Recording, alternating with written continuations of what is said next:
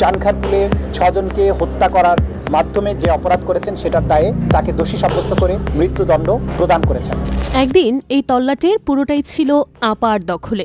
আপা বলতেই অনেকের হুঁশ হারিয়ে যেত, অনেকেই তার নামে জপত জপমাল্য। তবে 24-এর গণ অভ্যুত্থানে ভূমিকম্পে বাঁক হারানো নদীর মতোই বদলে গেল আপার গতিপথ। এখন তাই প্রশ্ন উঠছে, আপা কি পুরাতন ব্রহ্মপুত্রের মতো শুকিয়ে যাবেন, হারিয়ে যাবেন চিরতরে?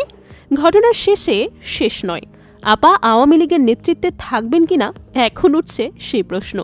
যদিও আওয়ামী লীগ মুখে মুখে বলছে তাদের নেতৃত্বে আপা আছেন, আপাই ছিলেন, আপাই থাকবেন। তবে বিশেষজ্ঞদের মত ভিন্ন।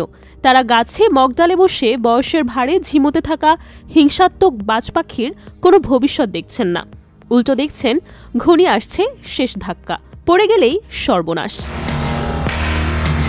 24-এর গণ অভ্যুত্থানে মানবতাবিরোধী অপরাধের দায়ে শেখ হাসিনার মৃত্যুদণ্ডের রায়ের পর থেকেই তার রাজনৈতিক ভবিষ্যৎ এবং আওয়ামী লীগের নেতৃত্ব নিয়ে নানা আলোচনা সমালোচনা চলছে। আন্তর্জাতিক অপরাধ ট্রাইব্যুনালে সর্বোচ্চ সাজাপ্রাপ্ত হওয়ার পর তিনি এখন আর বাংলাদেশের রাজনীতিতে ফিরতে পারবেন কিনা সেই প্রশ্ন উঠছে। শেখ হাসিনার রাজনৈতিক ক্যারিয়ার নিয়ে রাজনৈতিক বিশ্লেষকরা বলছেন শি ইজ ফিনিশড। মনে হয় না এটা আর তার আগের অবস্থায় ফিরে আসার কোনো সম্ভাবনা রয়েছে। যদিও অনেকেই বলবে রাজনীতিতে শেষ বলে কিছু নেই, কিন্তু বিশ্লেষকরা মনে করে নেতৃত্ব যদি বিপর্যয় করে সেটার অবশ্যই শেষ আছে। অতীতে আওয়ামী লীগের পক্ষ থেকে বিভিন্ন সময় বলা হয়েছে যে শেখ হাসিনার নেতৃত্বের বিষয়ে দলটির মধ্যে কোনো বিতর্ক নেই।